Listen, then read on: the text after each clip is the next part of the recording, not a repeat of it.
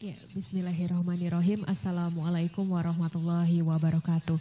Selamat sore pemirsa saluran dakwah Islamic Center Provinsi Kalimantan Timur. Alhamdulillahirabbil alamin. Puji syukur kita panjatkan kehadirat Allah Subhanahu wa taala di mana pada sore hari ini kita kembali lagi di acara kita yakni Umpat Betakun. Dan seperti biasa di hari Senin sore ini kita bersama dengan rekan-rekan dari IAIN Samarinda, Institut Agama Islam Negeri Samarinda. Dan pemirsa, saya undang kepada pemirsa di rumah yang ingin bergabung dengan kami di pembahasan kita pada sore hari ini bisa langsung WhatsApp di 0823 20 231 234 ataupun juga meninggalkan pertanyaannya di kolom komentar di channel YouTube kami di saluran dakwah Islamic Center Provinsi Kalimantan Timur. Ya, baik langsung saja saya akan memperkenalkan narasumber kita pada sore hari ini. Di sini ada Bapak Dr. Ahmad Muadin MPD, beliau adalah dosen di IAIN Samarinda. Assalamualaikum Pak, apa kabar? Waalaikumsalam warahmatullahi wabarakatuh. Baik ya Pak ya. Ya, dan Pak Muadin ini merupakan dosen dari manajemen pesantren ya Pak ya di Betul. IAIN. Betul. Oke, ini merupakan baru mata kuliah ya Pak ya? Iya, baru mata kuliah. Baru mata kuliah ya, tapi ini masuk dalam prodi? Prodi Manajemen Pendidikan Islam. Manajemen Pendidikan Islam. Betul. Oke. Baik, nah mungkin kita mau tanya-tanya soal perkembangannya dulu nih Pak, perkembangan perkuliahan di IAIN dulu. Baik. Nah, ini gimana nih di tengah pandemi ini? Apakah masih libur untuk anak-anaknya atau seperti apa? Baik, terima kasih Mbak Zuni. Saya yang pertama, Assalamualaikum warahmatullahi wabarakatuh. Terima kasih diberikan kesempatan untuk hadir pada sore hari ini. Terus terang aja saya sangat senang untuk berbagi. Tapi yang paling pertama informasi dari kampus bahwa perkuliahan ini kan masih libur dan insya Allah akan aktif di bulan September nanti. Dan rencananya ke depan juga sampai 1 semester ke depan masih pakai daring. Begitu kira-kira. Masih online ya? Masih online, iya. Karena kan protokol kesehatan kita harus masih ikuti. Oke, baik ya. Kemudian pemirsa, hari ini kita akan membahas tentang tema yang kita angkat adalah pesantren dan tantangan pengembangan sumber daya manusia di Kalimantan Timur. Nah, bagi pemirsa di rumah yang ingin bergabung dengan kami, saya ingatkan untuk WhatsApp di 0823 2023 1234 atau tinggalkan pertanyaannya di kolom komentar kami di channel YouTube kami, saluran dakwah Islam Center Provinsi Kaltim. Baik, mungkin sebelum kita membahas ya Pak ya ke lebih mendalam lagi, mungkin silahkan untuk membuka materi kita pada hari ini tentang tema yang akan kita bawakan. Baik, terima kasih Mbak Zuni. Pemirsa TV Islamic Center yang dimuliakan Allah, terima kasih. Pada sore hari ini insya Allah saya akan berbicara soal pesantren dan tantangan pengembangan sumber daya manusia. Diakui atau tidak, pesantren itu kan merupakan bagian daripada lembaga pendidikan Islam, khususnya lembaga pendidikan pesantren. Nah, berbicara lembaga pendidikan Islam, maka pesantren itu menjadi sesuatu yang menarik, yang selalu menarik untuk terus didiskusikan karena keberadaannya yang mungkin di dunia ini nggak ada duanya pesantren itu yang punya karakteristik seperti kita itu, mungkin cuma satu-satunya di Indonesia itu. Maka kemudian pesantren dikatakan lembaga yang indigenous, yaitu asli produknya Indonesia. Nah, kemudian yang selanjutnya bahwa pesantren juga ternyata setelah masuk ke dalam subsistem pendidikan nasional yang termaktub dalam Undang-Undang Sisdiknas nomor 20 tahun 2003, pesantren telah diakui sebagai bagian daripada sistem pendidikan di Indonesia. Hal ini juga Mbak diperkuat dengan PP nomor 55 tahun 2007. Artinya apa? Undang-undangnya sudah disahkan dia sebagai sebuah sistem, tapi kemudian 4 tahun kemudian baru direspon oleh Kementerian Agama tentang terbitnya terbitnya peraturan pemerintah nomor 55 tahun 2007 itu. Nah, di sinilah kemudian pesantren semakin mendapatkan tempat di negara sebagai sebuah sistem pendidikan. Terakhir kemudian yang ketiga, pesantren hari ini juga semakin mendapatkan atensi dari pemerintah, yaitu tentang lahirnya Undang-Undang nomor 18 tahun 2019 yang mengatakan bahwa pesantren itu memiliki 3 fungsi. Yang pertama adalah fungsi pendidikan, yang kedua adalah fungsi dakwah, dan yang ketiga adalah fungsi pemberdayaan masyarakat. Nah, tiga-tiganya ini harus melekat kepada diri pesantren, begitu. Supaya apa? Supaya identitas pesantren tidak hilang. Maka kemudian ketiga identitas inilah kemudian harus melekat ke dalam diri pesantren. Tentu saja hal ini yang kemudian membedakan antara lembaga pendidikan Islam, khususnya pesantren, dengan lembaga pendidikan lainnya, begitu Mbak. Oke, memang kalau misalnya kita bicara tentang pesantren, pesantren ini kan sudah dari zaman dulu gitu ya. Betul, betul. Awal mula dari sistem pendidikan itu betul. Dari pesantren dan kemudian betul. mulai dari sekolah-sekolah lainnya betul. gitu kan. Nah kemudian berarti ini pesantren katanya adalah satu-satunya yang hanya Indonesia miliki, maksudnya betul. Di seluruh dunia ini karakteristiknya pesantren itu cuma Indonesia saja betul, yang punya. Betul. Nah ini kemudian bagaimana sih karakteristiknya tuh yang seperti apa gitu maksudnya dari pesantren yang ada di Indonesia? Baik, kalau bicara soal idealisme pesantren, karakteristiknya itu memang unik. Yaitu yang pertama, pesantren memang diciptakan oleh para founding father-nya yang dulu itu adalah untuk mencetak generasi atau sumber daya manusia yang tafakuh fiddin.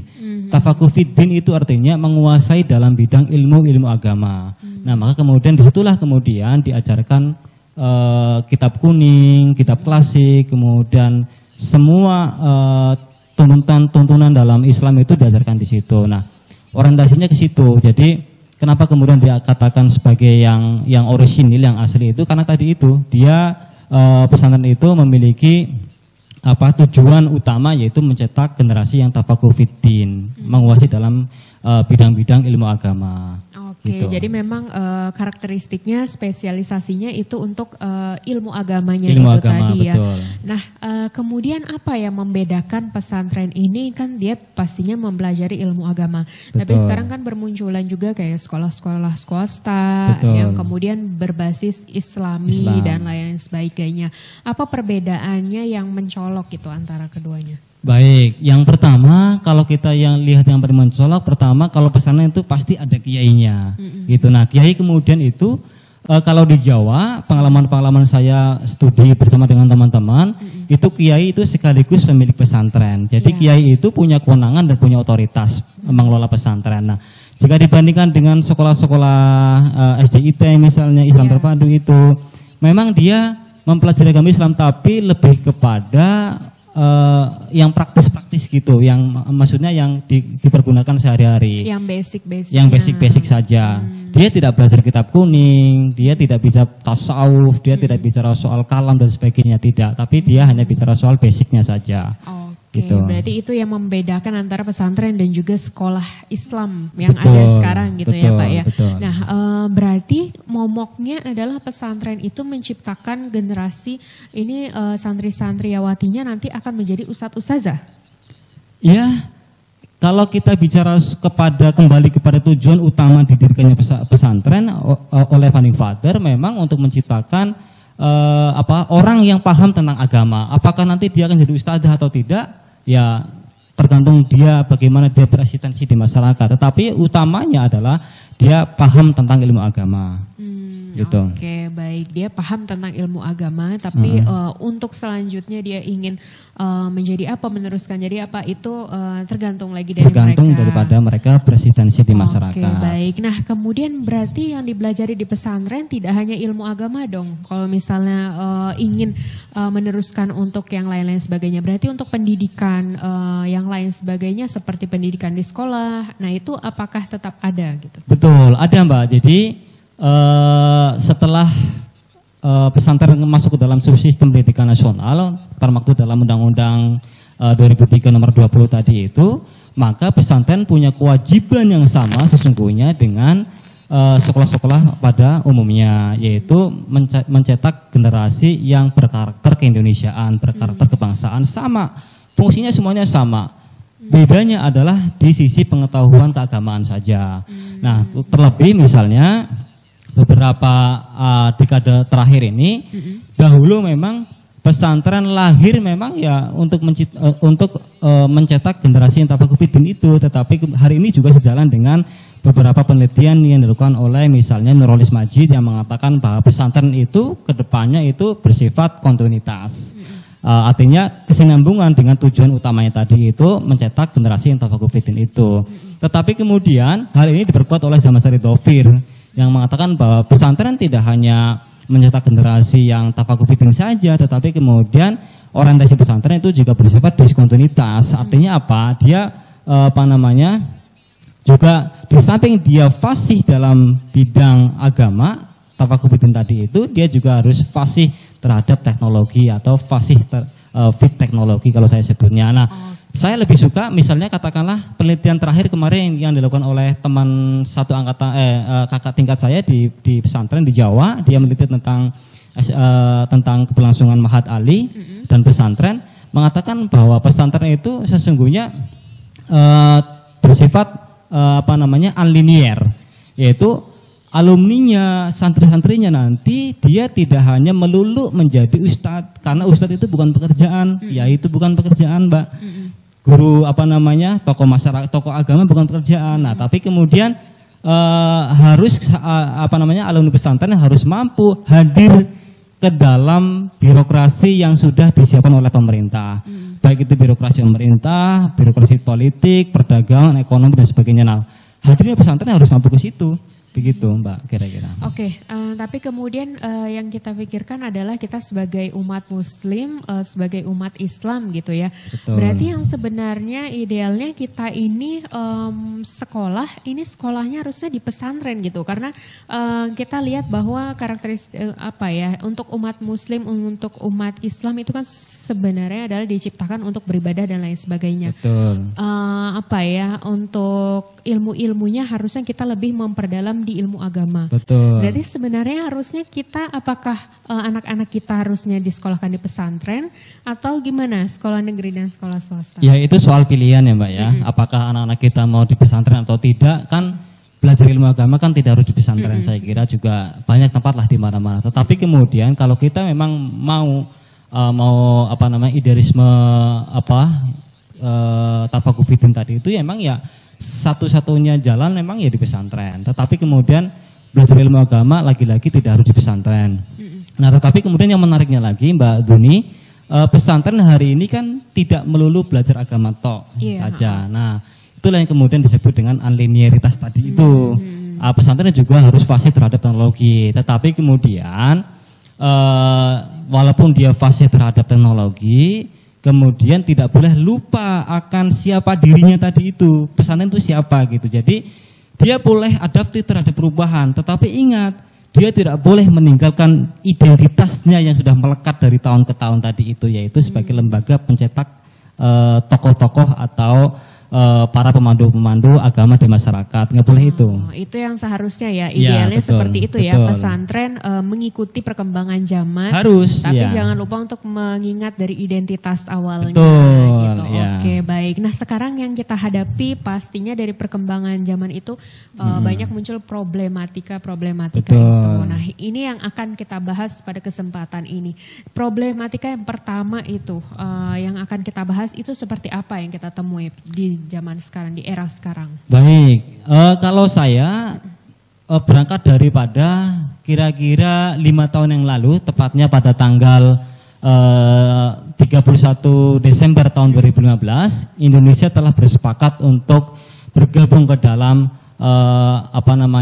MEA atau kita sebut dengan Masyarakat Ekonomi ASEAN yang diikuti oleh negara-negara di Asia atau negara-negara yang khusus bergabung ke dalam negara-negara ekonomi ASEAN. Nah, berbicara soal MEA, Masyarakat Ekonomi ASEAN, maka yang muncul di benak kita selalu soal perdagangan dan persaingan kualitas tenaga kerja, pasar tenaga kerja. Nah, bicara soal pasar tenaga kerja, maka kita akan bicara soal kualitas SDM. Sejauh mana SDM kita itu mampu bersaing dengan negara-negara anggota dari MEA tadi itu. Nah, jangan-jangan kita udah menggagas itu, ternyata SDM kita nggak mampu. Nah, akhirnya kita yang akan jadi penonton. Nah, berangkat dari situ, maka kemudian lembaga pendidikan kita itu mestinya harus sejalan dengan, maksudnya gini, kompetensi yang dihasilkan oleh lembaga pendidikan kita itu mestinya harus sejalan dengan kompetensi yang dibutuhkan oleh dunia industri dan dunia usaha, atau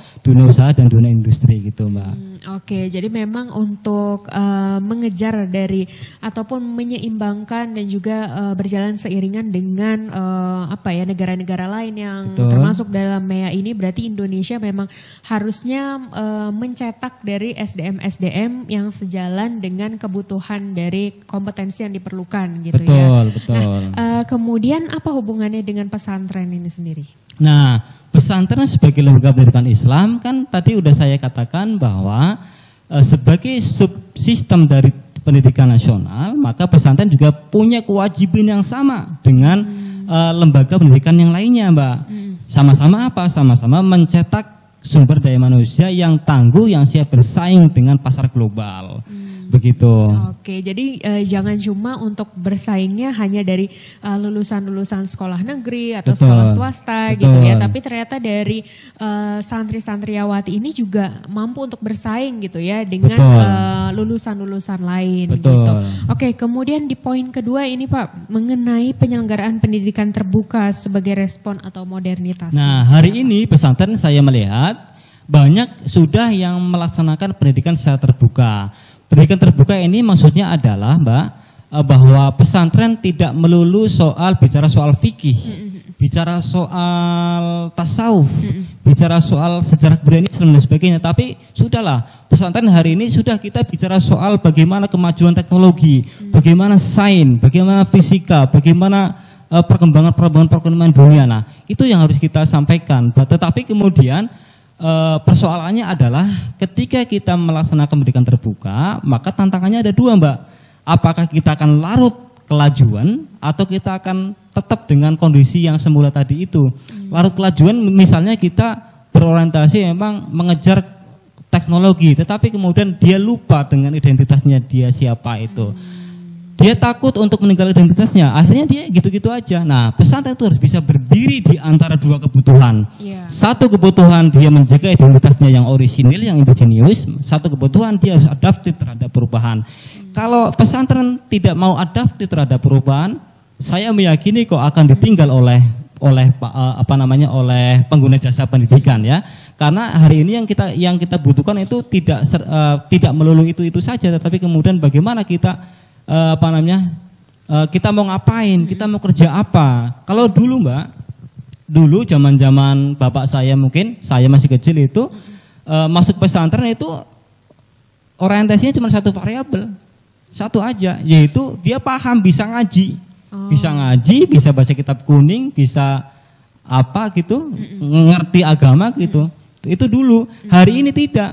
Saya ke sekolah di pesantren, setelah lulus saya mau kerja di mana? Kan begitu. Saya mau kerja apa? Saya mau kerja di mana? Kan begitu.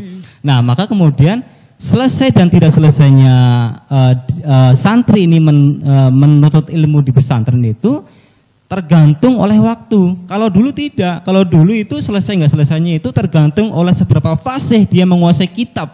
Oh gitu. Ya kan? Seberapa fasih dia menguasai kitab-kitab tertentu. Hari ini tidak. Walaupun dia belum fasih terhadap kitab, ketika dia udah 6 tahun ya sudah selesai. Maka begitulah, itulah kelemahannya ketika pesantren terbuka itu tadi, itu kelemahannya itu. Artinya udah ditentuin oleh waktu. Dia 6 tahun baru bisa baca kitab misalnya, belum bisa ngapa-ngapain lagi, ya udah selesai, habis masanya kan begitu. Nah, inilah yang kemudian tantangan pesantren, bagaimana kemudian pesantren mampu berinovasi dengan pola-pola pengajaran yang baru, dengan pola-pola, kan sekarang kan teknologi udah banyak sekali ya kan. Bagaimana kemudian pesantren mampu berinovasi, kemudian membangun kreativitas siswa, supaya apa? Supaya tujuan-tujuan pesantren tetap tercapai dan tujuan-tujuan santri sebagai pencari tenaga kerja juga tercapai. Tetapi kemudian, Mbak, memang berlaku kondisi perubahan. Datangnya yang baru itu akan menghilangkan atau mengurangi fungsi yang lama. Tidak mungkin sama. Jadi ketika pesantren mengadopsi pendidikan terbuka, otomatis identitasnya juga akan terkikis pelan-pelan, begitu. Karena nggak bisa dua-duanya itu jalan berbarengan begitu. Oke, nah kalau untuk pesantren-pesantren di Indonesia ya gini ya. Nah kemudian pasti ada pengelompokan pesantrennya yang masih tradisional, orisinil gitu, dan juga ada yang sudah bersamaan dengan pendidikan yang disamakan dengan pendidikan lainnya gitu ya. Betul. Ada yang mungkin disesuaikan kalau untuk tahap SMP ya udah 3 tahun dan Betul. SMA 3 tahun dan Betul. lain sebagainya Betul. gitu. Nah, bisa nggak dijelaskan untuk di Indonesia sendiri tipe-tipe pesantrennya itu yang seperti apa aja? Baik, yang pertama secara garis besar memang ada tiga model pesantren. Yang pertama adalah pesantren tradisional. Memang pesantren ini dia hanya fokus ke dalam bagaimana mencetak santri-santrinya itu untuk fasih terhadap bidang-bidang keagamaan atau tadi yang saya katakan tafakufiddin itu aja tadi. Dia nggak mau soal-soal yang lainnya, dia nggak mau. Dia hanya fokus mempelajari kitab kuning, mencetak generasi yang bisa menjadi pandu-pandu umat beragama di masyarakat nantinya. Itu yang disebut dengan pesantren tradisional. Dia bukan saya katakan risih, bukan ya, tapi kemudian dia belum mau. Dia belum mau. Tetapi kemudian mau sampai kapan pesantren itu bertahan dengan keadaan seperti itu? Sementara hari ini yang kita butuhkan bukan hanya itu, kan begitu kan sadar saja kita kan semakin pragmatis ke depannya itu. Nah, yang kedua adalah pesantren yang dia mengadopsi dua-duanya, Mbak. Yang kedua gini, yang kedua adalah pesantren yang kemudian dia modern. Dia kalau pesantren modern itu biasanya dia di bidang bahasanya bagus, ya kan, baik bahasa Arab, bahasa Inggrisnya bagus atau disebut dengan pesantren bahasa. Contohnya pesantren Gontor, dia pesantren modern, dia bahasanya bagus begitu. Tetapi kemudian ada yang kurang juga ternyata, kajian-kajian kitab kuningnya juga kurang. Nah, kemudian yang ketiga adalah pesantren yang mengadopsi dua-duanya. Jadi dia bertahan dengan karakteristiknya sebagai lembaga pendidikan yang indigenous, yang asli, yang orisinil.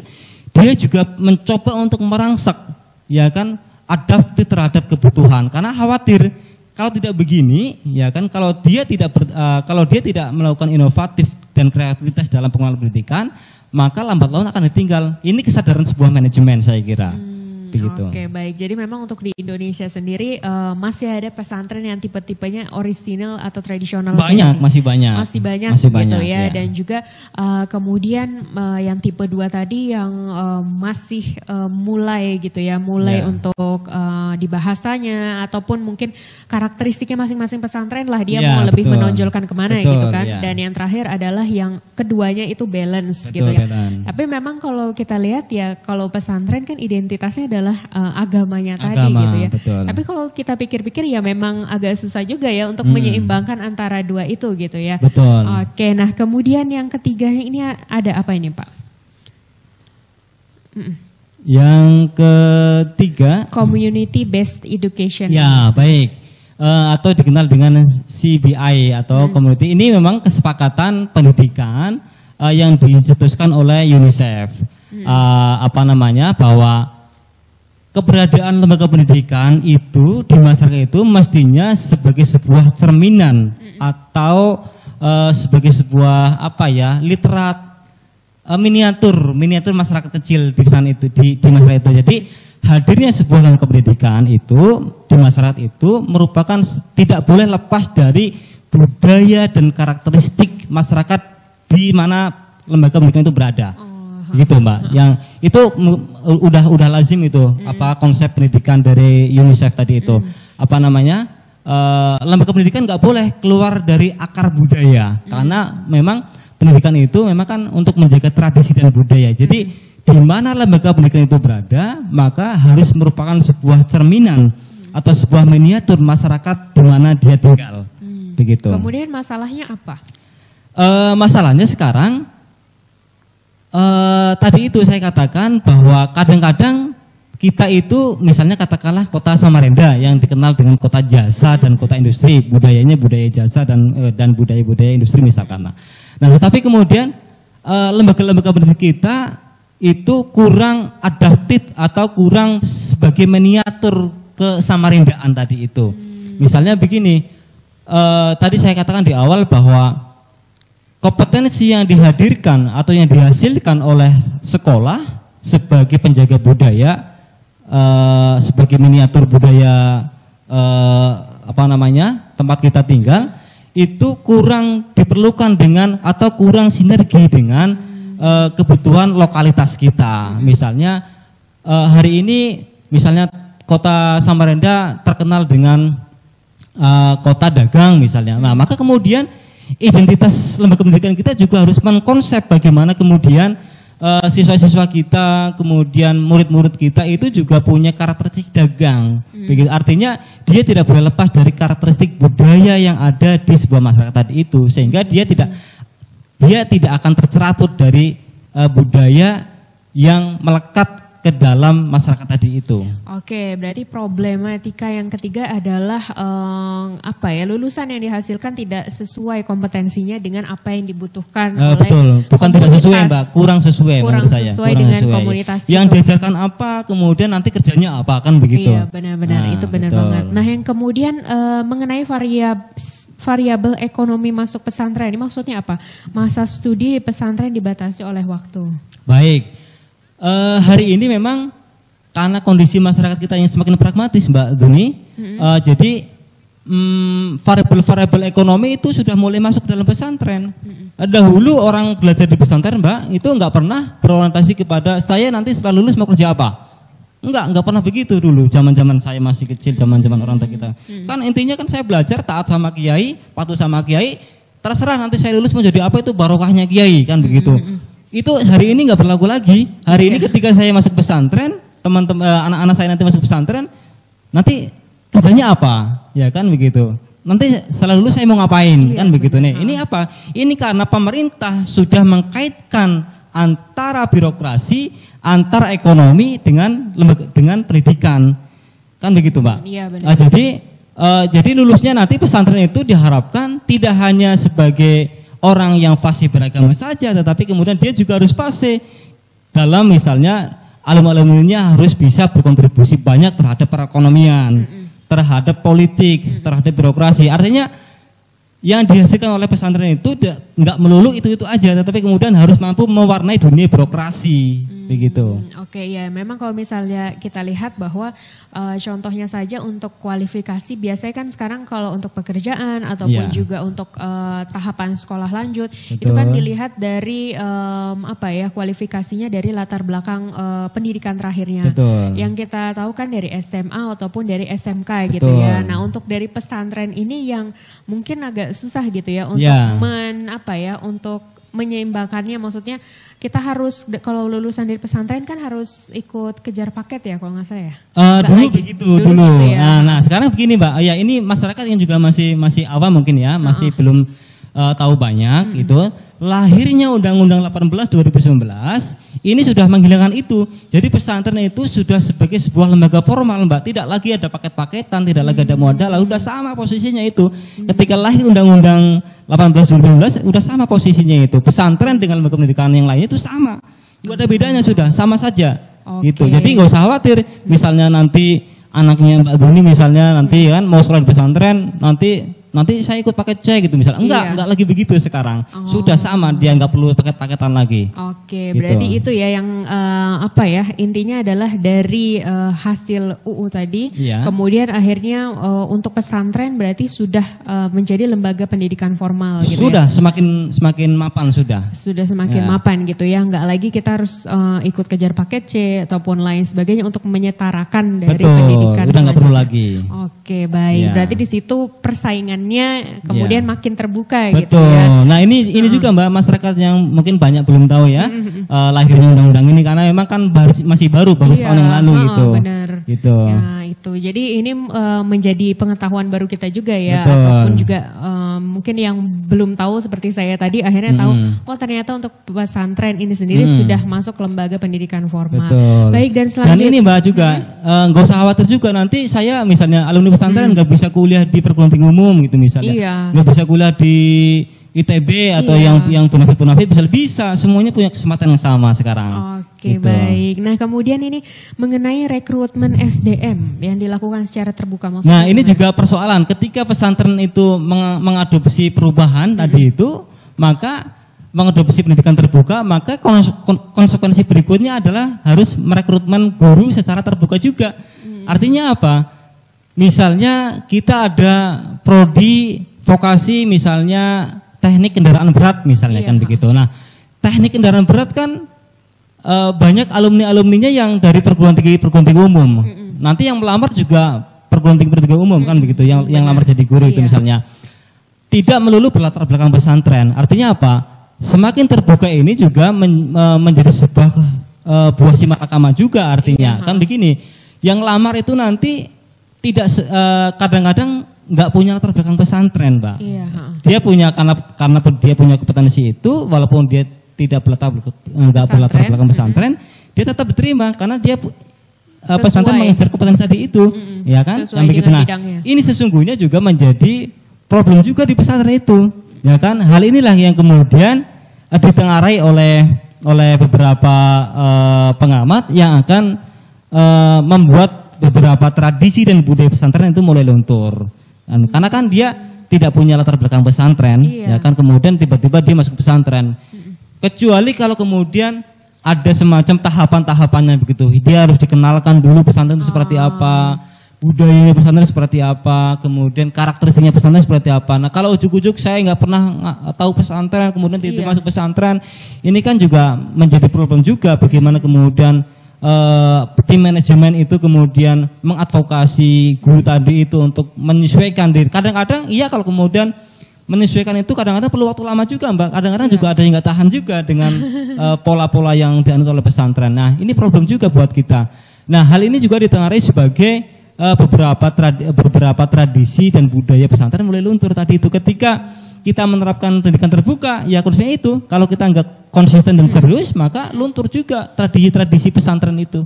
Lama-lama itu. Berarti harus ada pelatihannya gitu ya, pelatihan Betul. terlebih dahulu ya. Betul. Untuk mungkin dia sesuai dengan bidangnya tapi bukan lulusan pesantren.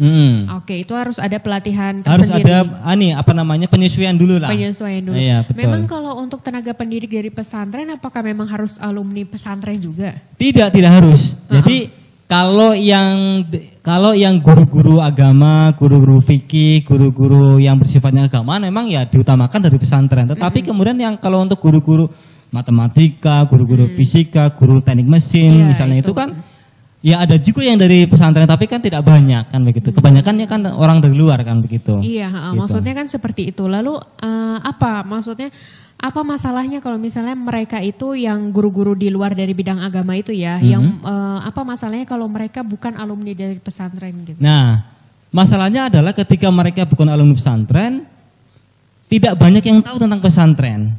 Artinya begitu, Mbak. Artinya kan saya hadir ke pesantren tidak berlatar belakang pesantren. Kan saya akan membawa budaya dan tradisi yang saya bawa.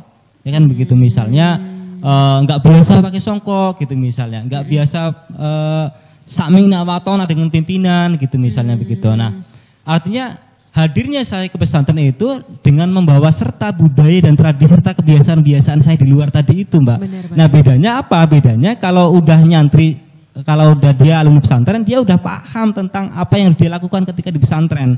Nah, ketika yang dari luar pesantren, dia harus mampu menyesuaikan dulu. Dia paling tidak dia perlu waktu beberapa bulan untuk tahu lembaganya itu lembaga apa, gitu, supaya dia juga bisa menyesuaikan. Tetapi kadang-kadang memang ada yang tidak bisa menyesuaikan, ya artinya dia berhenti dengan sendirinya. Oke, baik. Berarti itu tadi ya. Nah, kemudian yang selanjutnya adalah peningkatan kompetensi guru. Nah, ini dalam artian guru bidang studi atau mungkin hanya guru di bidang agama saja gitu? Ya, kalau bicara soal kompetensi lembaga pendidikan itu ya semua guru mestinya harus ditingkatkan. Apalagi kan kalau misalnya kita akan berorientasi kepada sumber daya manusia, ya kan? Memang lembaga pendidikan kan pencetak sumber daya manusia penerus, ya kan, penerus bangsa kita.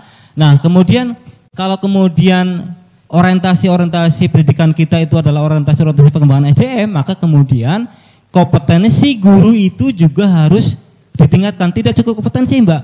Komitmen dan loyalitasnya itu juga harus ditingkatkan. Inilah yang kemudian membuat berbeda dengan lembaga pendidikan lainnya. Bahwa pesantren itu, guru-guru pesantren itu berbeda sesungguhnya, berbeda sekali dengan guru-guru pada lembaga pendidikan umum lainnya, Mbak. Karena apa? Karena yang kita awasi itu, yang kita bina itu adalah santri yang bermukim selama 24 jam di situ. Iya, benar. Nah, maka kemudian guru-gurunya, ustadz-ustadznya itu juga harus menjadi bapak dari ribuan santri yang ada di situ. Jadi berbeda. Oke, gitu. Dan kemudian masalah lainnya adalah beban kerja guru. Nah, beban kerja guru misalnya, kalau di lembaga pendidikan lainnya kan katakanlah misalnya dalam minimal 24 jam satu minggu. Nah, Kalau pesantren lebih dari itu, bahkan mungkin sekitar 56 jaman. Karena apa? Karena katakanlah kita masuk jam 7 sampai jam 2 selesai sudah, kalau dia pulang misalnya kan. Kalau pesantren kan tidak, dia ada fungsi guru sebagai pengawas, ya kan, kontrol, ya kan, fungsi guru sebagai leader, fungsi guru dalam mengontrol kegiatan aktivitas siswa dan sebagainya, fungsi guru sebagai contoh dan panutan, itu kan selama 24 jam itu dilihat oleh santri. Maka kemudian keberadaan guru di situ menjadi figur yang nantinya akan ditiru kehidupan sehari-harinya orang santri. Jadi gitu. role modelnya. Jadi gitu role modelnya begitu. Oke, baik. Nah, kemudian di sini ada pertanyaan nih. Ya. Gimana dengan pesantren-pesantren yang tahfiz? Kan harus ikut kejar paket juga. Ini berhubungan dengan yang tadi itu, Pak. Ya, kalau pesantren-pesantren yang tahfiz Quran, ya itu memang dia fokus kepada pesantren yang tahfiz, yang hanya belajar tahfiz saja. Tetapi sesungguhnya Mbak Duni, kita pilihan paketnya kan tidak ada sebenarnya. Pesantren tahfiz itu kan itu hanya branding saja sebenarnya, Mbak. Jadi hanya soal branding saja itu. Jadi dia hanya bertugas menghafal Al-Qur'an saja, dia tidak sekolah. Nah, tapi kemudian nanti ketika dia akan ingin mendapatkan ijazah-ijazah yang formal, maka dia harus dia harus, kalau istilahnya sekarang itu pendidikan terbuka rasanya, ada SMP, dia harus ikut penyetaraan begitu. Ikut penyetaraan. Tetapi kalau kemudian dia mengikuti sistem pendidikan pesantren yang sesuai dengan Undang-Undang 18/2012 tadi itu, dia tidak perlu ikut kejar paket C. Nah, gitu. Jadi maksudnya adalah pesantrennya ini brandingnya beda. Kalau pesantren yang sebenarnya adalah ya yang pesantren yang untuk pendidikan formal dan juga itunya. Tapi kalau untuk pendidikan pesantren tahfiz itu berarti ya memang berbeda lagi. Berbeda gitu lagi ya. Okay. Jadi memang dia kan khusus tahfiz saja. Kalau memang tahfiz kan memang perlakuannya berbeda, Mbak. Dia agak berbeda daripada yang lainnya, kan istilahnya dia dijagai betul-betul untuk tidak kemana-mana, karena kan rawan untuk hilang, rawan untuk lupa kan ketika dia bergaul dengan lingkungan luas, dia akan takutnya nanti tidak konsentrasi begitu. Nah, maka kemudian bisanya kalau pesantren tahfiz itu lembaga penyelenggara tahfiznya itu dia udah bekerjasama dengan misalnya kalau dia masih jenjang SMP, dia akan bersama dengan SMP tadi itu, nanti dia akan ikut ujian di SMP di mana dia partner tadi itu. Berarti ini beda ya, maksudnya orientasinya beda antara pesantren yang tahfiz tadi dan pesantren yang kita bahas pada saat ini. Betul, ya. Oke, baik. Dan selanjutnya ini di slide selanjutnya ini tentang apa itu? Ini tentang disrupsi dan revolusi industri 4.0. Kita sebutnya dengan revolusi 4.0 gitu. Nah, disrupsi itu apa ya? Istilahnya kalau saya katakan era penjungkir balikan lah, Mbak. Itulah kalau bahasa Jawanya itu penjungkir balikan. Kenapa jungkir balik itu? Karena memang hari ini kita dijungkir balikan oleh teknologi ya kan, Mbak? Iya, secara benar. Sadar atau enggak sadar kita hari ini itu sedang dijungkir balikan oleh teknologi, oleh disrupsi tadi itu. Nah, dulu Mbak Zuni mungkin ingat betul pesan-pesan orang tua itu. Anda kalau mau kaya itu kerja keras, banting tulang kan begitu. Untuk punya uang 1 miliar itu perlu bertahun-tahun, zaman bapak kita mungkin dulu itu ya. Tapi hari ini Mbak Duni, percaya atau tidak, Mbak Duni itu bisa mendapatkan uang 1 miliar itu dalam hitungan bulan saja. Seperti apa contohnya? Menggunakan fasilitas teknologi yang sudah disediakan oleh YouTube. Mbak Duni jadi YouTuber saja, kemudian buat konten yang sangat menarik, maka kemudian ketika ditonton oleh misalnya katakanlah 10 juta orang gitu misalnya, itu rupiah-rupiah itu akan mengalir ke kita. Artinya apa? Nah, inilah kemudian ketika saya kaitkan dengan lembaga pendidikan, bagaimana kemudian lembaga pendidikan ini mampu membangun atau membekali siswanya, santrinya dengan bekal-bekal kreativitas thinking. Jadi tidak hanya melulu soal pengetahuan 1+1=2 bukan, tetapi kemudian bagaimana kemudian siswa itu punya bekal kreativitas. Nah, karena memang ketika pesantren ini semakin mapan sebagai sebuah lembaga pendidikan, terutama setelah terbitnya Undang-Undang 18/2019 tadi itu, memang pesantren semakin mapan dia sebagai sebuah sistem pendidikan nasional. Artinya apa? Maka kemudian pesantren ini punya kemandirian sendiri dalam pengelolaan pendidikan. Nah, ketika pesantren sudah punya kemandirian dalam pengelolaan pendidikan, maka ada 4 hal yang harus dilakukan oleh pesantren nantinya. Supaya apa? Supaya santrinya ini juga tidak gagap terhadap teknologi. Yang pertama adalah apa? Yang pertama adalah konseptual skill. Bagaimana kemudian pesantren mampu membekali dengan santri-santrinya supaya dia bisa membuat sebuah konsep, bisa membuat sebuah perencanaan strategis. Saya akan ngapain dan saya akan lakukan apa, kan begitu. Jadi sebuah konsep yang kemudian harus diajarkan. Bagaimana kemudian santri kita latih, ya kan, murid kita latih supaya dia sebagai seorang yang konseptual.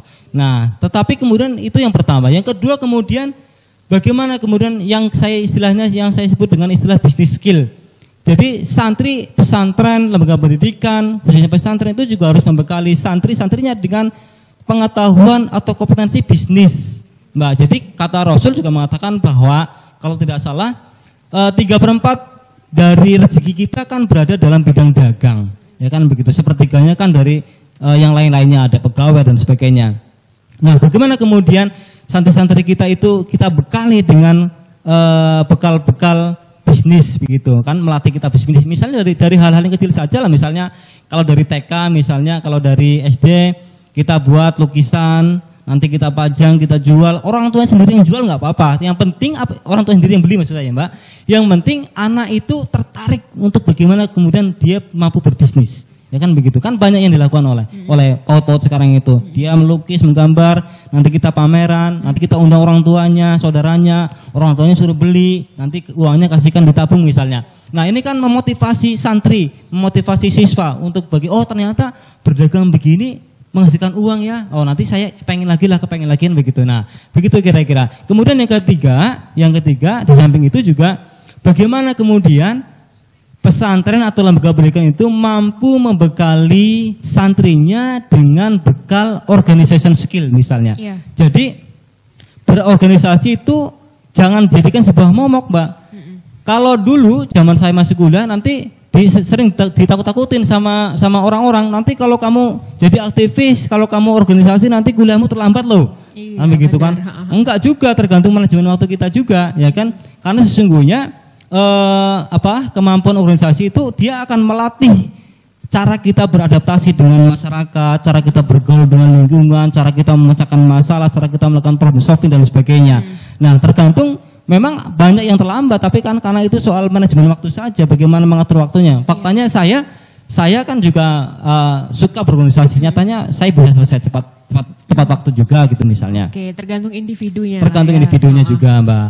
Kemudian yang terakhir, Mbak, yang terakhir yang harus dilakukan oleh pesantren adalah bagaimana kemudian membekali santrinya dengan kemampuan leadership. Nah, penting ini, Mbak, kemampuan leadership ini juga bisa didapat dari organisasi tadi itu. Jadi teman-teman mahasiswa, teman-teman yang masih SMA, SMK misalnya, nggak perlu takut berorganisasi lah. Yeah. Saya kira organisasi itu akan kita rasakan manfaatnya ketika nanti kita udah terjun ke dalam dunia sesungguhnya, dunia masyarakat. Baru kita akan merasakan bagaimana manfaatnya kita berorganisasi. Jadi nggak usah takut dengan nanti kuliahnya terbengkalai, enggak, tergantung individu kita juga. Oke, gitu. Berarti dalam era revolusi 4.0 ini sendiri dari pesantren sendiri berarti harus bisa mandiri dalam segi pendidikan itu. Betul. Ya. Oke, mandirinya maksudnya adalah selain ilmu agama yang pastinya itu menjadi identitas, tapi Betul. Juga memberikan skill-skill lainnya kepada santri-santriwatinya. Yeah. Berarti kalau misalnya kita melihat dari pesantren ini sendiri, berarti ini merupakan suatu ladang yang luas gitu ya untuk mengembangkan potensi minat dan bakat anak gitu. Betul. Ya, yang tidak kita dapat kalau misalnya kita sekolah di sekolah negeri Betul. Dan lain sebagainya. Betul. Gitu kan. Berarti kalau di pesantren ini 24 jam kita digenjot, tidak hanya tadi ilmu agama, pendidikan, tapi juga semuanya lah ibaratnya paket lengkapnya gitu ya. Nah, kemudian apa saja ini yang harus kita lakukan kan kalau pesantren itu sudah mulai ada yang modern dan lain sebagainya, tapi tadi seperti yang Bapak bilang bahwa masih ada yang tradisional gitu. Jadi apa yang harus kita lakukan gitu? Pesantren zaman sekarang ini harus apa gitu? Harus berubah ke arah mana? Ya, jadi kalau idealisme pesantren itu seperti apa? Ini soal persepsi lagi ya, Mbak ya. Kalau menurut saya, memang kan masing-masing pesantren itu punya ciri khas ya. Misalnya pesantren A itu berbeda dengan pesantren B. Pesantren B lagi berbeda lagi dengan pesantren C lagi. Karena dia masing-masing punya segmen pasar, Mbak. Misalnya tadi katakanlah pesantren yang masih tradisional gitu misalnya. Dia punya segmen pasar. Apa segmen pasarnya? Menyiapkan para santri-santrinya nanti menjadi pandu beragama bagi kehidupan bermasyarakat di masyarakat nantinya, kan begitu. Nah, mestinya kalau menurut saya pesantren itu harus adaptif terhadap perubahan. Jadi pesantren itu tidak boleh itu aja. Jadi di samping santri itu dia fasih ke dalam menguasai kitab Tafaqquh Fiddin tadi itu sebagaimana di luar pesantren, maka dia juga harus lebih terbuka terhadap kemajuan zaman, apalagi sekarang di zaman diskusi tadi ini. Gitu. Oke, dan manajemen dan infrastrukturnya modern tapi budayanya harus tetap budaya santri. Betul, jadi segala macam manajemennya itu harus modern, tata kelolanya modern, infrastrukturnya modern. Tetapi ingat Mbak, tidak boleh meninggalkan karakteristiknya sebagai lembaga pendidikan yang indigenous tadi itu. Gitu. Semuanya boleh modern, tata kelolanya modern, tapi budayanya hanya satu, yaitu budaya santri, yaitu budaya pesantren, yaitu budaya yang Tafaqquh Fiddin tadi itu. Oke, dan pesantren harus tetap indigenous maksudnya? Ya, pesantren harus tetap indigenous, maksudnya dia harus menjaga kekhasan pendidikannya, ya, sebagai lembaga yang penyetak kadar Tafaqquh Fiddin tadi itu. Oke, meskipun dia ikuti perkembangan zaman, infrastruktur dan lain sebagainya modern, tapi harus tetap mengetahui ingat lagi untuk identitas awalnya itu, gitu. Betul, ya. jadi jangan mentang-mentang kemudian pesantren ingin menggapai teknologi, ingin maju, ingin mengikuti zaman, tetapi kemudian ternyata ininya lepas. Dasar pondasinya dia sebagai lembaga yang Tafaqquh Fiddin, sebagai yang ini lepas. Ini nggak boleh begitu. Jadi ketika yang dasarnya dilepas, maka sudah tidak lagi pesantren namanya. Yang namanya pesantren itu dia harus memegang teguh cita-cita Fanny Fatur di awal sebagai lembaga yang Tafaqquh Fiddin tadi itu, tetapi kemudian dia juga harus adaptif terhadap perubahan. Nah, maka kemudian konsep perubahannya itu sebagaimana yang dikatakan oleh kita yang sering dengar, yaitu al-muhafadzatu 'ala qadri sholeh wal ahdu bil jadidil aslah.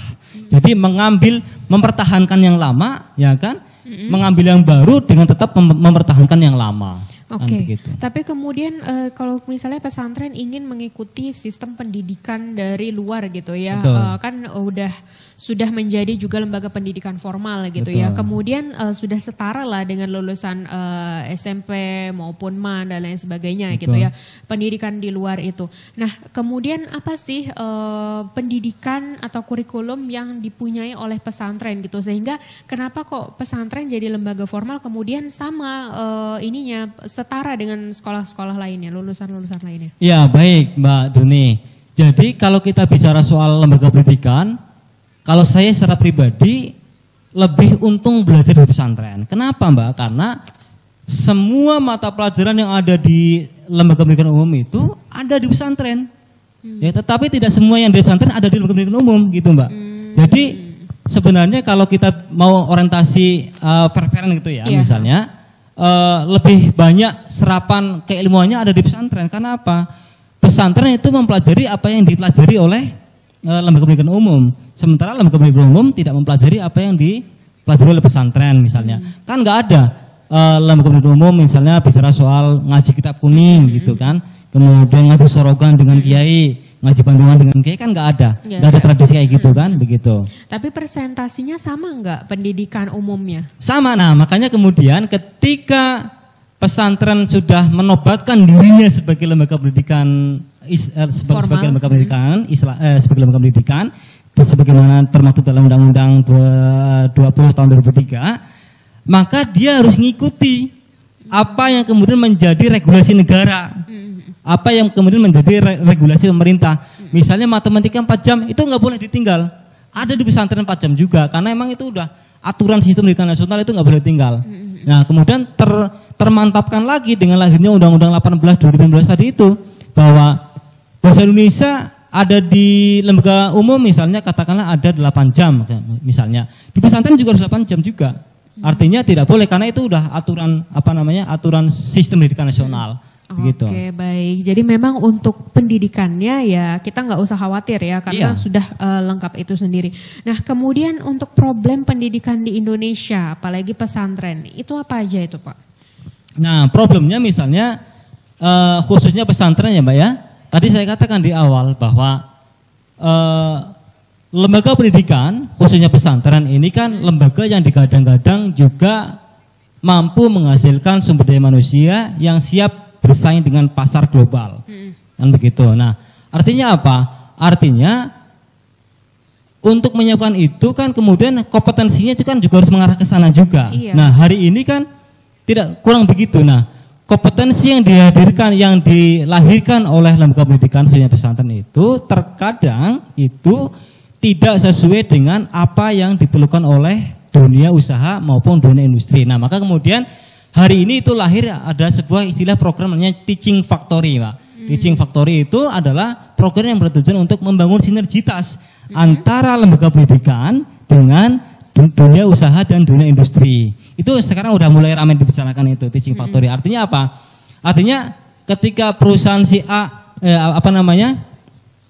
kompetensi yang diajarkan oleh sekolah itu sesuai dengan kompetensi yang dibutuhkan oleh perusahaan si A dan si B gitu.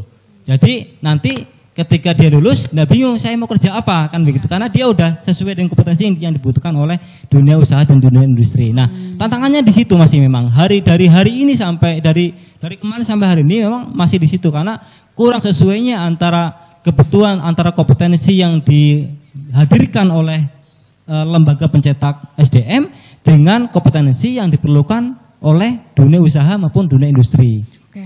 Tapi kalau saya lihat juga ya, selain dari pesantren misalnya saja mungkin sekolah lainnya gitu ya. Betul. Kalau kita lihat kurikulum di Indonesia memang tidak sesuai sih dengan Ya. apa yang dibutuhkan kan Ya, untuk betul. dunia usaha Betul. dan juga lain sebagainya. Nah ini gimana dong akhirnya? Apakah pesantren bisa nggak sih pesantren kemudian keluar dari kurikulum, mungkin bukan keluar ya, tapi mungkin mengadaptasi kurikulum tersebut, tapi kemudian akhirnya dia menciptakan ya yang sesuai tadi dengan kebutuhan dari dunia usaha gitu. Kalau kita lihat kan karena sekolah di Indonesia hasilnya juga kebanyakan ya tidak sesuai gitu dengan apa yang dibutuhkan gitu. Baik. Memang problematika sistem pendidikan kita itu masih berputar di situ-situ aja, Mbak. Apa namanya?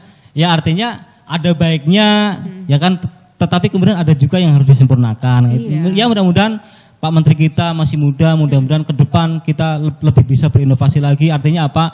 Artinya yang diajarkan oleh sekolah di samping karakter-karakter keindonesiaan dan kebangsaan juga karakter-karakter yang kemudian atau kompetensi-kompetensi yang kemudian yang diperlukan oleh dunia industri kan begitu.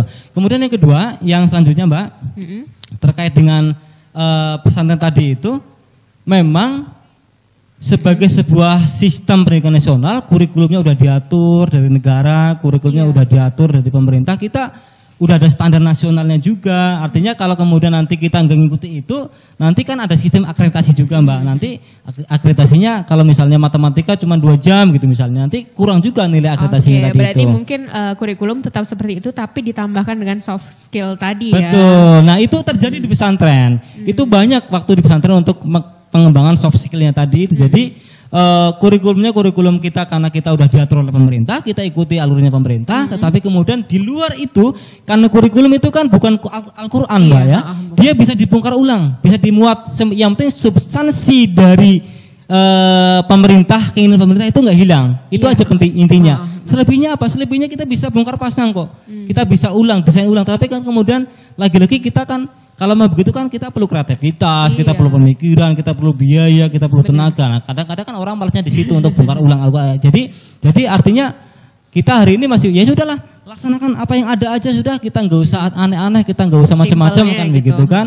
Begitu. Nah, ini nggak terjadi di pesantren gitu. Nah, pesantren justru kita melaksanakan sebuah sistem pendidikan nasional, standar nasional pendidikan yang kita laksanakan, tetapi kemudian di luar itu ada sebuah kreativitas dalam rangka membangun karakter kemandirian. Begitu, Mbak. Oke, baik. Nah kemudian ini kita sebagai orang tua ya, sebagai orang tua tapi masih khawatir, lulusan pesantren gitu, masih kan di di sebagian masyarakat masih memandang sebelah mata untuk lulusan pesantren kan, karena momoknya ya masih itu tadi hanya untuk pendidikan agama saja, dia belum tahu masalah perkembangan lainnya di pesantren. Kemudian bagaimana cara kita sebagai orang tua lah, misalnya saya ingin menyekolahkan anak saya ke pesantren gitu. Pastinya kan masing-masing pesantren punya karakteristik masing-masing gitu kan. Ada yang menonjolnya seperti tadi di bidang bahasa, ada yang di sini dan di sini, ada yang pesantren A menawarkan nanti anaknya bisa ini dan punya ini. Yang B lain-lain sebagainya. Nah kemudian bagaimana cara kita memilih pesantren yang tepat gitu. Apalagi kan kalau pesantren kita nggak tahu sistem pengajarannya yang lain sebagainya apa gitu. Sedangkan minat bakat potensi anak-anak tuh berbeda-beda kan. Betul. Pastinya cara belajarnya berbeda-beda. Betul. Bagaimana cara kita memilih yang tepat untuk anak kita gitu, yang cocok untuk anak kita. Ya, jadi kalau saya ditanya dengan pertanyaan begitu, maka saya akan memilih di poin yang ketiga tadi, pesantren yang jenis yang ketiga, yaitu pesantren yang dia tetap memegang teguh atau berdiri dengan karakter indigenusnya, ya kan? Dia tidak mau kehilangan karakter aslinya. Kemudian tetapi dia tidak akan bertahan di situ. Dia juga adaptif terhadap perubahan tadi itu. Dia juga adaptif terhadap teknologi, kemajuan zaman, kemudian terhadap perkembangan global dan sebagainya. Nah, hari ini mulai banyak lahir pesantren-pesantren yang saya kira mulai lahir pesantren yang mengarah ke situ tadi itu. Dia berpegang teguh terhadap prinsip-prinsip pesantren, tetapi dia juga harus mengadopsi terhadap adaptif perubahan tadi itu. Nah, kemudian kalau kita lihat berarti pesantrennya udah tepat nih. Kemudian kayaknya bagus banget atau mungkin banyak tercipta alumni-alumni yang udah sukses dan lain sebagainya. Tapi kemudian pastinya adalah kos atau biayanya. Betul. Nah, ini gimana nih? Saya kira Mbak Duni, kalau bicara soal pesantren, saya kira itu pesantren itu masih menjadi sebuah lembaga pendidikan yang termurah mungkin ya, termurah dengan lembaga-lembaga pendidikan yang lainnya. Saya kira begitu, karena memang di pesantren itu kan kalau dalam prinsip manajemen itu Mbak Duni, saya ingat betul itu apa kata guru saya dulu itu, tujuan manajemen itu kan efektif dan efisien. Kalau di pesantren tidak cukup dengan itu, tapi efektif, efisien dan barokahnya tadi itu yang perlu kita tahu tadi itu sebagai seorang muslim tadi itu. Oke, kayak gitu. Berarti kita sebagai orang tua ataupun sebagai anak-anak lainnya juga nggak perlu khawatir gitu ya untuk masuk pesantren. Karena ternyata dari pesantren pun sumber daya manusianya yang diciptakan juga sudah maju dan juga sudah bisa bersaing dengan lulusan-lulusan lain. Iya, jaminannya Undang-Undang 18 tahun 2019 tentang pesantren tadi itu. Oke, jaminannya itu tadi ya. Tapi kembali lagi harus pilih pesantrennya yang sesuai dengan ya. Misalnya gini, misalnya Mbak Duni nanti anaknya ingin anak saya di samping dia juga tidak gegap terhadap teknologi, dia mengikuti proses perkembangan zaman, tetapi anak saya nanti juga harus bisa baca kitab kuning misalnya, Lirboyo tempatnya misalnya begitu, gitu misalnya. Misalnya nanti anak saya nggak apa-apa lah nggak bisa baca kitab kuning, tapi dia fasih dalam bahasa Arab, bahasa Inggris, Mandarin sebagainya, Gontor misalnya, Al-Amin misalnya begitu. Oke, tapi untuk pesantren di seluruh Indonesia sekarang sudah ini kan ya, sudah termasuk lembaga pendidikan formal kan ya? Betul, sudah. Lahirnya Undang-Undang 18 2019 tadi itu memang menjadi sejarah menarik buat kita sebagai pengelola lembaga pendidikan Islam. Karena memang negara sudah tidak lagi memandang sebelah mata terhadap pesantren. Gitu. Saya kira mungkin ada pesantren yang belum menjadi lembaga pendidikan formal misalnya gitu, tapi enggak kan, semuanya sudah gitu ya? Semuanya sudah. Semuanya sudah. Nah tadi itu saya bilang karakteristiknya pesantren tadi itu kan memang tergantung dari siapa pemiliknya, kan begitu. Ada pesantren yang masih dia tetap bertahan dengan lembaga tradisionalnya, dia fokus kepada kajian kitab klasik, kitab kuning, tetapi nanti dia tidak akan dilepas begitu saja. Nanti memang dia fokus ke dalam pembelajaran kitab kuning, tetapi nanti dia akan diikutkan oleh pengelola dalam program partner dengan sekolah-sekolah di lingkungan sekitar.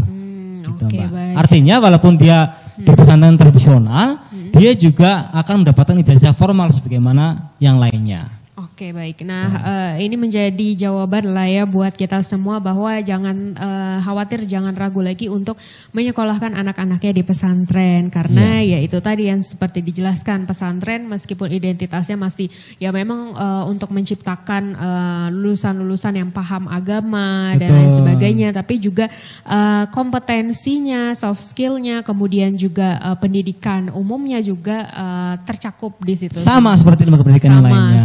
Malah lebih untung di pesantren kalau kalau menurut saya gitu. Karena kita kalau di sekolah umum kan kita hanya dapat pendidikan agama Islam gitu Iya, aja kan. Kalau di pesantren kan dipecah-pecah lagi, ada bahasa Arab, ada fikih, ada Quran hadis, ada tarikh, ada tasawuf dan sebagainya. Itu justru yang menjadi pelengkap kita, itu menjadi apa namanya, variabel-variabel lain yang tidak ada di yang lainnya gitu. Kalau kita bahas tentang pesantren memang masih banyak lagi lah ya keunggulan-keunggulan lainnya.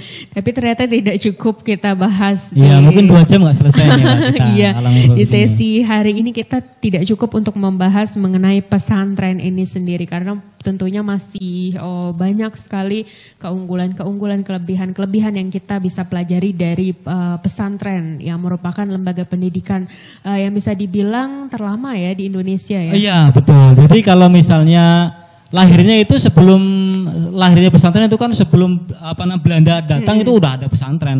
Nah, artinya memang kalau boleh saya katakan memang sistem pendidikan kita itu kan sistem pendidikan warisan kolonial kan begitu. Yang asli kan punya pesantren. Oke, gitu. baik ya. Ini silahkan kepada Pak Muadin untuk memberikan kesimpulannya Pak untuk pertemuan kita pada sore hari ini. Baik, terima kasih Mbak Duni. Yang ingin saya sampaikan adalah khusus ini kepada para pengelola lembaga pendidikan Islam, khususnya pesantren, bahwa jangan ragu-ragu pesantren untuk mengikuti perkembangan zaman. Artinya apa? Memang kondisi masyarakat kita memang semakin pragmatis. Memang ini harus disambut oleh pesantren. Juga harus adaptif terhadap perubahan. Manajemennya manajemen yang modern, tata kelolanya modern, gedungnya modern, ya kan, orang-orangnya modern, sebenarnya modern, tapi kemudian jangan sampai kemudian modernitas tadi itu akan meninggalkan identitasnya sebagai sebuah lembaga pendidikan yang indigenius. Artinya apa? Konsep perubahan di pesantren itu harus mengacu kepada konsep perubahan, yaitu al-muhafadzatu ala qadimi sholeh wal ahdu bil jadidil aslah. Kan begitu. Mempertahankan yang lama dengan mengambil sesuatu yang baru yang lebih baik lagi untuk dikolaborasikan. Oke, baik. Gitu. Dan dari itu semua juga menghasilkan sumber daya manusia yang bisa bersaing dengan kemajuan dari era kita pada zaman ini kan era 4.0 tadi itu ya. Betul. Oke, baik. Terima kasih banyak Pak Muadin. Terima kasih Mbak Duni. Untuk kesempatannya pada sore hari ini, ilmu yang sangat bermanfaat mengenai pesantren dan juga keunggulannya, bahwa kita tahu pesantren merupakan lembaga pendidikan terlama di Indonesia, tapi juga memiliki momok, yakni menciptakan generasi-generasi yang paham agama. Tapi ternyata di zaman sekarang tidak hanya itu, ternyata lulusan-lulusan pesantren juga memiliki kemampuan-kemampuan dan pendidikan yang sama dengan lulusan-lulusan dari sekolah negeri dan lain sebagainya. Dan itu tadi pemirsa Umpat Betakun edisi hari ini. Saya Zuni Masluroh beserta seluruh kerabat kerja yang bertugas mengucapkan terima kasih atas perhatian Anda. Wabillahi taufiq wal hidayah. Wassalamualaikum warahmatullahi wabarakatuh.